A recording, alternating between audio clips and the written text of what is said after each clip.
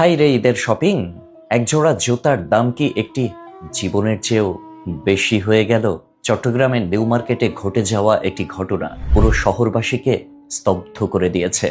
সামান্য একজোড়া জুতা কেনাকে কেন্দ্র করে স্বামী স্ত্রীর বিবাদ শেষ পর্যন্ত এক পৈশাচিক মাত্রায় রূপ নেয়। স্ত্রীর দামি জুতার আবদার মেটাতে না পেরে নিজেকে শেষ করে ফেললেন এক যুবক। ঘটনার সময় নিউ মার্কেটে ভিড় ছিল চিরচেনা ঈদের আমেজের মতো। এক দম্পতি কেনাকাটা করছিলেন। স্ত্রী একটি দামি জুতা পছন্দ করলেন, কিন্তু স্বামীর কাছে সেই মুহূর্তে পর্যাপ্ত টাকা ছিল না। স্বামী অনুরোধ করেছিলেন পরে কিনে দেওয়ার জন্য, কিন্তু স্ত্রী তা মেনে নিতে নারাজ। প্রত্যক্ষদর্শীদের মতে সবার সামনে স্ত্রীকে শান্ত করার চেষ্টা করেও ব্যর্থ হন তিনি।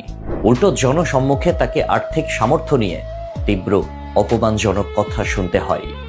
এই চরম অপমান আর মানসিক যন্ত্রণা সইতে না পেরে পাশের এক ফল বিক্রেতার দোকান থেকে ছুরি নিয়ে যা করার তাই করে ফেলল সেই যুবক।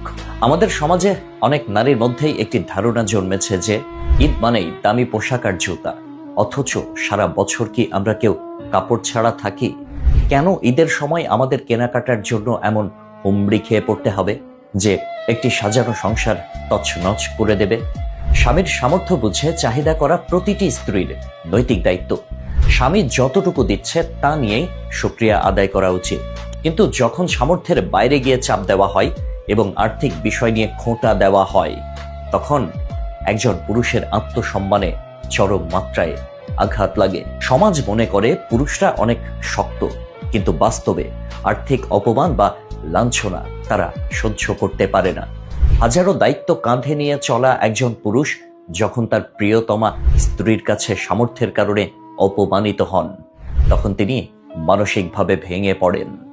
এই আবেগপ্রবণ মুহূর্তগুলোতেই অনেকে আত্মঘাতী সিদ্ধান্ত নিয়ে নেন। মনে রাখা প্রয়োজন, অর্থ ফুরিয়ে গেলে আবারও উপার্জিত হয়, কিন্তু একটি জীবন চলে গেলে তা আর ফিরে আসে না।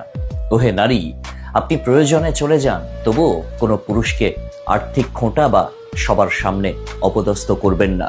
এই অপমান পুরুষদের আয়ু কমিয়ে দেয়। আমাদের দেশের মানুষের মতো ঈদের কেনাকাটা নিয়ে এমন হুলস্থুল বোধহয় অন্য কোনো দেশে দেখা যায় না। ঈদের আনন্দ তো ভাগাভাগি করার জন্য, দেখানোর জন্য নয়।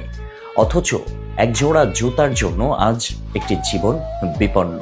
আমাদের ধৈর্য আর হেদায়েত আজ কোথায়? সামান্য জুতার চেয়ে একটি মানুষের জীবনের দাম কি অনেক কম? চট্টগ্রামের এই গা শিউরে ওঠা ঘটনা আমাদের সমাজের জন্য একটি বড় সতর্কবার্তা। স্বামী স্ত্রীর সম্পর্ক গড়ে ওঠে পারস্পরিক সম্মান আর বোঝাপড়ার উপরে। সেখানে যদি চাহিদার পাহাড় বড় হয়ে দাঁড়ায়, তবে এমন ট্র্যাজেডি এড়ানো খুব কঠিন। আসুন আমরা উৎসবের চাকচিক্য কমিয়ে মানুষের জীবনের মূল্য দিতে শিখি। আল্লাহ আমাদের সবাইকে সঠিক বুঝ দান করুন এবং এমন অনাকাঙ্ক্ষিত মৃত্যু থেকে হেফাজত করুন। আমিন।